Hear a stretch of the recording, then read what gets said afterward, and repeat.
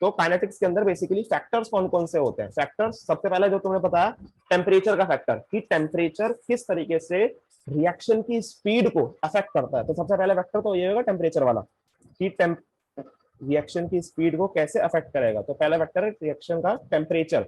Then second factor क्या हो सकता है, अगर तुम लोग दिमाग में सोच सको, second factor, three factors, temperature, concentration and catalyst. और इसी के अंदर हमारा पूरा का पूरा चैप्टर खत्म हो जाएगा। सबसे पहले स्पीड के बारे में पढ़ना है, उसके बाद फैक्टर अफेक्टिंग स्पीड, तीन ही फैक्टर है, टेम्परेचर, कंसंट्रेशन और कैटलिस्ट। और फिर उसके बाद third is collision theory. Collision theory बस थ्योरेटिकल पोर्शन है, इसके बारे में ज्यादा कभी आता नहीं है। कभी कोलिजन थ्योरी से याद नहीं मेरे को लास्ट टाइम कब क्वेश्चन आया हुआ है। तो कोलिजन थ्योरी के अंदर बस ये पढ़ना है कि अपने को जब मॉलिक्यूल्स कोलाइड होते हैं तो फिर वो एक प्रोडक्ट बनाते हैं, तो क्या कैसे कैसे मॉलिक्यूल्स कोलाइड करें, फिर क्या क्या कंडीशन लगेंगी कि जब मॉलिक्यूल्स कोलाइड करके प्रोडक्ट बना दे। सही है, चलें आगे। फर्स्ट हेडिंग डाल लो बड़ी बड़ी, स्पीड और रेट ऑफ द रिएक्शन। और कॉपी किताब कर दो बंद और सामने देखो फटाफट से सारे के सारे। स्पीड या फिर दूसरा नाम रेट, रेट भी कहते हैं ना, पता होगा तुम लोगों को। रेट ऑफ दी मतलब कि रेट मतलब की बात होती है, स्पीड कह लो, रेट कह लो, या फिर वेलोसिटी कह लो। वेलोसिटी, तीनों बातें की हैं ऑफ केमिकल रिएक्शन। सही है ना, सिंपल सी बात, रिएक्शन केमिकल ही होगी और तो केमिकल के बारे में पढ़ेंगे। जरा देखो फटाफट से देखना जरा कि speed, rate, velocity of a chemical reaction क्या क्या कहने की कोशिश करते हैं। बहुत सिंपल सिंपल सी बातें हैं। देखो जी, तुम लोग स्पीड का फॉर्मूला बेसिकली पढ़ चुके हो। तो speed is equals to distance upon time, ये होता है बेसिक फॉर्मूला जो बच्चों को पढ़ाया जाता है। लेकिन उसके बाद तुम लोग जब बड़े हो 11th क्लास में आए तो 11th क्लास में पढ़ा होगा speed is basically rate of change of distance upon time, मतलब कि कितना डिस्टेंस हमने कवर करा, that is final minus initial. सही है ना, d2 माइनस d1 अपॉन में टाइम। अब टाइम कितना उसको टाइम लगा उस डिस्टेंस को कवर करने के लिए। सही है ना, that is t2 minus t1, simple, t2 minus t1। सो हमारी जो गाड़ी स्टार्ट हुई, मान लो गाड़ी यहाँ से स्टार्ट हुई एक पॉइंट ए से, और उसके बाद उसने ट्रेवल करा डिस्टेंस और पहुंच गई पॉइंट बी पे। तो ए से बी तक का मान लो ये पॉइंट था d1, सिंपल, और ये पॉइंट d2। तो जितना उन्होंने डिस्टेंस ट्रेवल करा, डिस्टेंस कितना ट्रेवल करा, d2 माइनस d1, और कितने टाइम में चलना स्टार्ट करा उन्होंने t1 पे और खत्म हो गई वो t2 पे। सो that is t2 minus t1। सो इसका मतलब change in distance upon change in time, that is basic speed in the physics. तो फिजिक्स के अंदर इस तरीके तुम लोग स्पीड निकाल चुके हो, लेकिन अपने को यहाँ पे निकालनी है स्पीड किसकी, रिएक्शन की। सो रिएक्शन के अंदर क्या चीजें होती हैं, दो चीजें होती हैं, एक होता है हमारे पास रिएक्टेंट और एक होता है अपने पास प्रोडक्ट। सिंपल, दो ही चीजें हैं बस, एक रिएक्टेंट एंड एक होता है अपने पास प्रोडक्ट। तो रिएक्टेंट से प्रोडक्ट बन रहा है। अब इनिशियली दिमाग लगा के सोचो, इनिशियली क्या हुआ होगा जब समय बिल्कुल जीरो था, तुम्हारे पास एक बीकर में केवल और केवल क्या होगा, रिएक्टेंट होगा। रिएक्टेंट स्टार्टिंग के अंदर बिल्कुल इनिशियली जब टाइम जीरो था, कुछ भी नहीं था हमारे पास, केवल और केवल रिएक्टेंट था। और रिएक्टेंट भी मान लो 5 ग्राम था, स्टार्टिंग में तुम्हारे पास 5 ग्राम रिएक्टेंट था। सही है, जब टाइम जीरो था, और प्रोडक्ट 0 ग्राम, सिंपल। लेकिन जब कुछ समय बीत गया, जब कुछ टाइम बीत गया, मान लो रिएक्शन चलती गई चलती गई चलती गई, टाइम हो गया तुम्हारे पास 5 मिनट। 5 मिनट बाद तुमने आके देखा, 5 मिनट बाद तुम आए और तुमने देखा उसके अंदर कि रिएक्टेंट जो है वो घट चुका है, मतलब कि रिएक्टेंट जो है वो कम हो चुका है, और कम होके बन गया 2 ग्राम। सही है, कम होके कितना आ गया, वो घट घट के 2 ग्राम आ गया। तो कोई बता सकता है कि प्रोडक्ट कितना बना होगा उस टाइम पर? बहुत बेसिक केमिस्ट्री 10th क्लास की। 3 ग्राम। 3 ग्राम, बिल्कुल सिंपल, 3 ग्राम, क्योंकि हमारे पास रिएक्शन के अंदर sum of the reactant and product हमेशा क्या होने चाहिए, सेम होने चाहिए। मतलब कि 5 ग्राम अगर तुमने रिएक्टेंट डाला था तो उससे 5 ग्राम प्रोडक्ट ही निकल कर आएगा। सही है, तो sum of the reactant and product is always equal. So यहाँ पर अगर 2 ग्राम रिएक्टेंट खत्म हो गया तो इसका मतलब 3 ग्राम प्रोडक्ट बन चुका होगा। तो अगर तुम लोग यहाँ पर निकालना चाहोगे स्पीड, अब स्पीड निकालने के लिए डिस्टेंस तो है नहीं, क्या है हमारे पास, रिएक्टेंट की कंसंट्रेशन। सही है ना, अपने पास क्या होती है, रिएक्टेंट की कंसंट्रेशन। सही है, यहाँ पर हमने ग्राम लिया है, मतलब कि इसको ग्राम ये ले लेते हैं फिलहाल हम।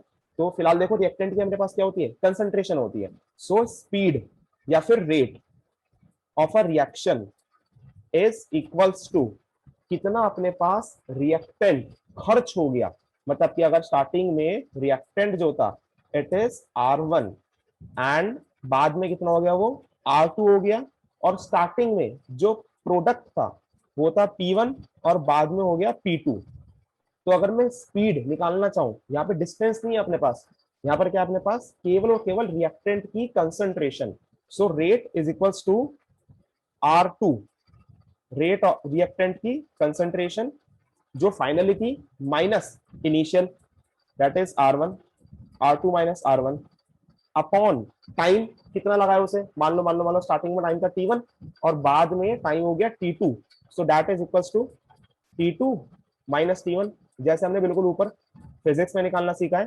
तो यहाँ पर rate is defined as, rate of the reaction is defined as change in concentration of reactant per unit time, कि कितने टाइम में रिएक्टेंट की कंसंट्रेशन क्या हो चुकी है, चेंज हो चुकी है। So that is equals to DR।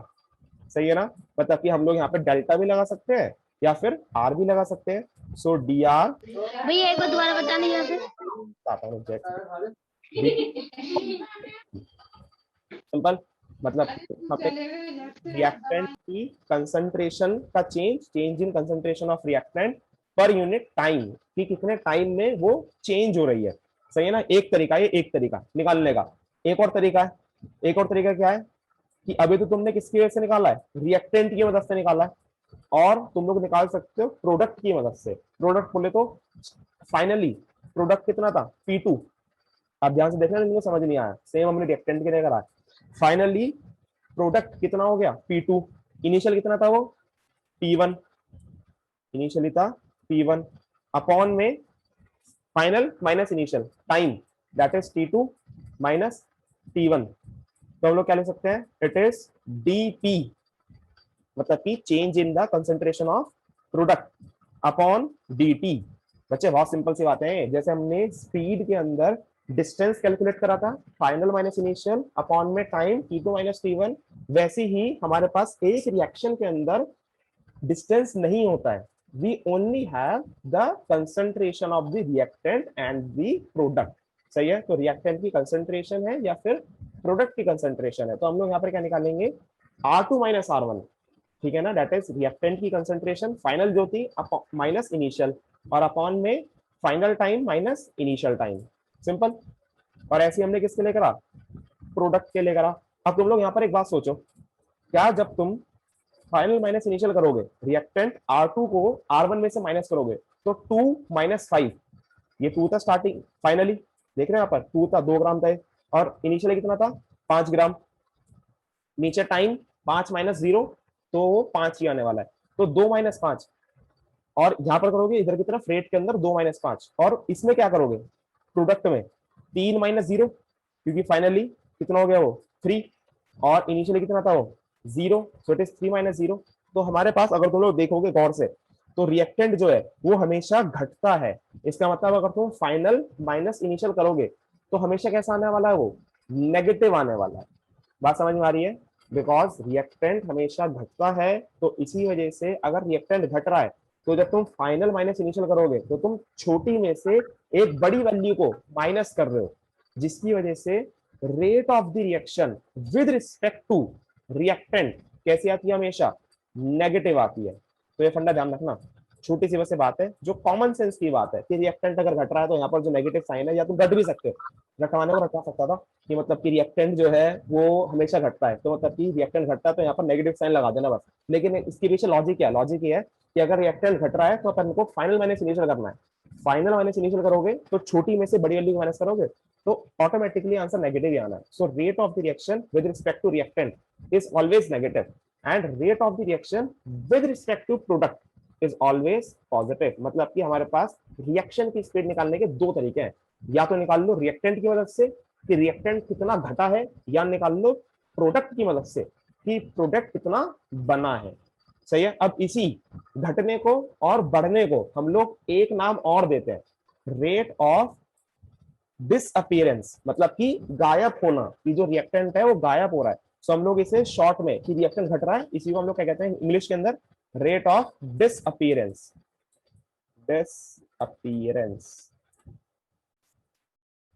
और यहां पर हम लोग क्या कहते हैं, रेट ऑफ अपीयरेंस, मतलब कि बनने की स्पीड, अपीयरेंस। सही है, तो वो डायरेक्टली रेट ऑफ रिएक्टेंट या फिर रेट ऑफ प्रोडक्ट की जगह rate of disappearance, rate of appearance के नाम से भी कह सकता है, या फिर एक और कहता हो, रेट ऑफ फॉर्मेशन, या फिर अपीयरेंस को क्या कहते हैं दूसरा नाम, रेट ऑफ फॉर्मेशन, और करके फॉर्मेशन भी कह देते हैं, रेट ऑफ फॉर्मेशन, या फिर रेट ऑफ डिसफॉर्मेशन। डिसफॉर्मेशन तो नहीं कहेंगे, एक और वर्ड होता है इसका नाम मैं भूल गया, रेट ऑफ डिसअपियरेंस है, और या फिर इसको ना इंग्लिश में कुछ और भी कहते हैं, तो वो बता देंगे जब आएगा क्वेश्चन के अंदर, कर लेंगे जब। तो इसलिए ध्यान रखना होता है, कंटेक्स्ट समझ में आना चाहिए। कंटेक्स्ट क्या है कि घटने की स्पीड, कि रिएक्टेंट कितना घट रहा है और प्रोडक्ट कितना बन रहा है। सो बनने को फॉर्मेशन भी कहते हैं, सो रेट ऑफ फॉर्मेशन। सही है, रेट वेट का फंडा देख लो एक बार फटाफट से, और जो नोट करना वो नोट कर लो, अपने सारे के सारे कंसेप्ट फिनिश करने हैं। सही है ना, मतलब कि उनको रिवाइज करना है, कुछ नया नहीं पढ़ना, ये सब तुम्हारे लिए कुछ नया नहीं है, सब कुछ पुराना ही है। सही है, तो आगे देखना, इसी के कंटेक्स्ट में हम लोग आगे बढ़ रहे हैं। तो अभी तक हम लोगों ने क्या पढ़ा है कि हमारे को अगर रेट ऑफ द रिएक्शन निकालनी है, so it depends on two factors, और we can say that rate of the reaction is determined with the help of two factors.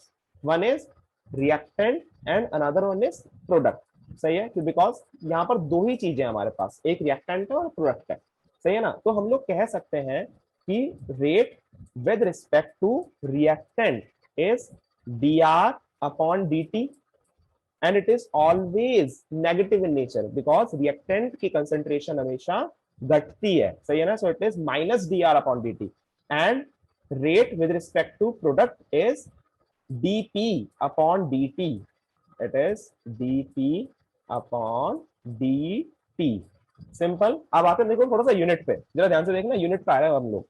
मैंने तुम्हें क्या बताया था कि जो यहाँ पर r और p है, हाँ यूनिट यूनिट निकालनी पड़ेगी ना। स्पीड यूनिट क्या होती है, distance upon time, kilometre per our, लेकिन हमारे पास यहाँ पर डिस्टेंस नहीं है। अब अपन लोग यूनिट निकालेंगे केमिस्ट्री की फॉर्म में, जरा देखना, यहाँ से बहुत बढ़िया, यहाँ से नया है कुछ तुम्हारे लिए, तो यहाँ से नया भी नहीं, बहुत बेसिक अंडरस्टैंडिंग है। जरा देखना ध्यान से कि हमारे पास अगर रिएक्टेंट है, सो रिएक्टेंट हम लोग रखेंगे किसके अंदर रखेंगे, कंसंट्रेशन। कंसंट्रेशन किसमें रखना चाहोगे, मोलैरिटी, मोलैलिटी या नॉर्मेलिटी,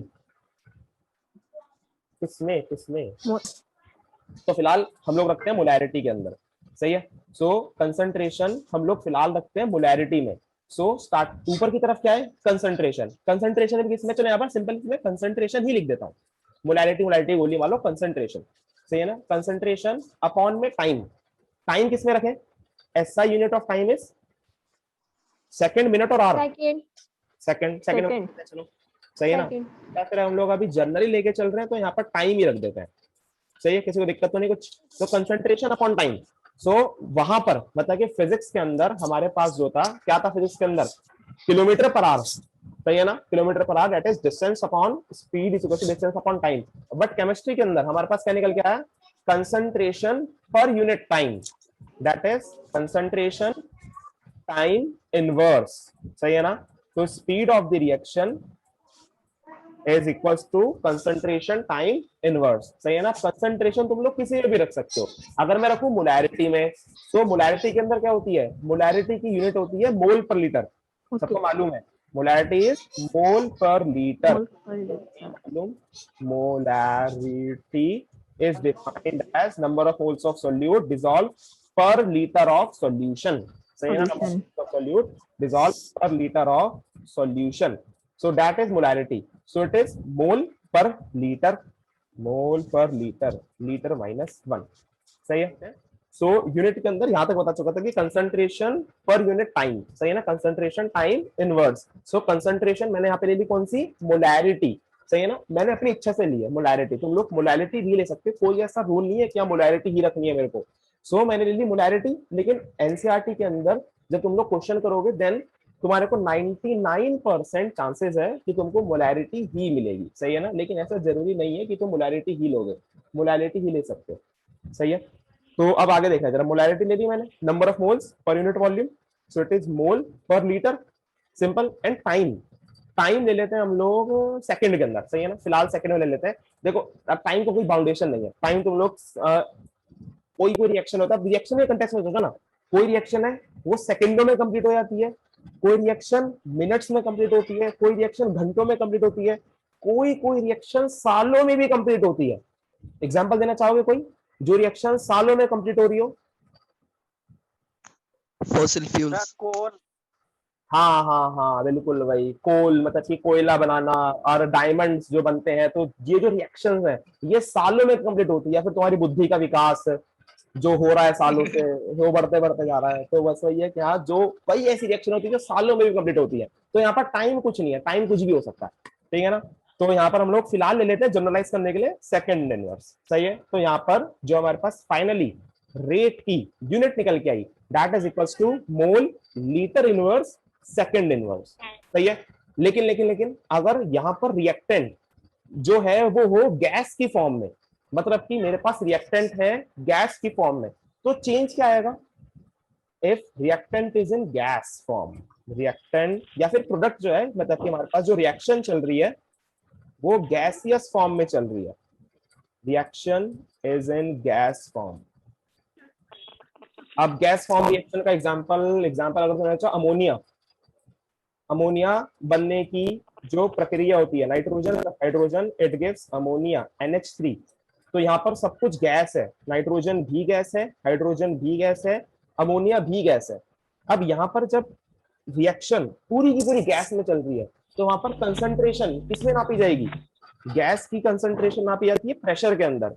सो उस टाइम पर हमारे पास कंसंट्रेशन जो है वो चेंज हो जाएगी and it will becomes in pressure form. So pressure को हम लोग नापेंगे मान लो बार के अंदर या फिर ATM के अंदर, जिसमें अच्छा हो उसमें लिख लो। सो बार और टाइम रहेगा सेकंड के अंदर ही, so it is second inverse. तो कई बार तुम लोग ये भी देखोगे, मतलब कि जब रिएक्शन गैसियस फॉर्म में चलती है देन हमारे पास जो रेट ऑफ द रिएक्शन की जो यूनिट आती है that is equals to bar second inverse और ATM सेकंड इनवर्स, सही है।